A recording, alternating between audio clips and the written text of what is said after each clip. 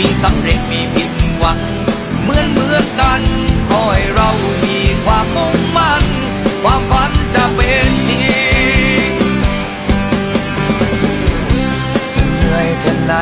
ใจต้องแข็งแกร่งตราบที่ยังมีแรงเราก็ต้องสู้ต่อถึงลำบากเพียงใดก็ตามบอกตัวเองว่าเราอย่าเพิ่งท้อชีวิตนี้ไม่มีคำว่าพอตราบลมหายใจยังมี